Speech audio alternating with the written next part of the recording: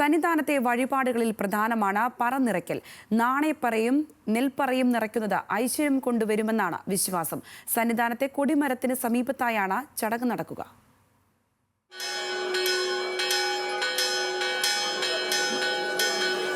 നിറഞ്ഞുകത്തുന്ന നെയ്വിളക്ക് സാക്ഷിയാക്കി തങ്കനിറമാർന്ന നെൽക്കതിർമണികൾ പറയായി ഭഗവാന് സമർപ്പിക്കുന്നതാണ് ശബരിമല സന്നിധാനത്തെ പറനിറയ്ക്കൽ ചടങ്ങ്. പറനിറയ്ക്കുന്ന ഭക്തന് ഐശ്വര്യവും ഭഗവാന്റെ അനുഗ്രഹവും ലഭിക്കുമെന്നാണ് വിശ്വാസം.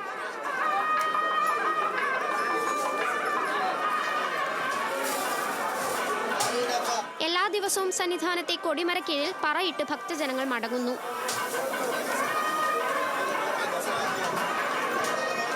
പണ്ടുകാലത്ത് കാർഷികാഭിവൃദ്ധിക്ക് വേണ്ടിയാണ് പറസമർപ്പണം ആരംഭിച്ചത്.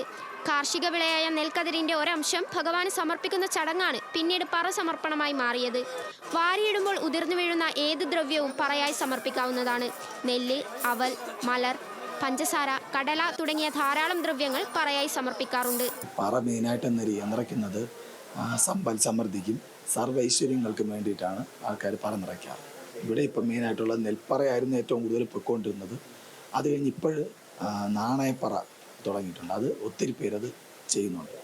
നാണയപ്പറ ഇട്ട് നെൽപ്പറ ഇടുന്നവർക്ക് നേരിട്ട് തന്നെ നേരെ ബലിക്കൽപ്പരയിൽ കൂടെ നേരിട്ട് ചെന്ന് ഭഗവാൻ ദർശനം നടത്താനുള്ള ഒരു സംവിധാനമുണ്ട്. ഓരോ ദ്രവ്യത്തിനും ഓരോ ഉദ്ദേശമാണുള്ളത്.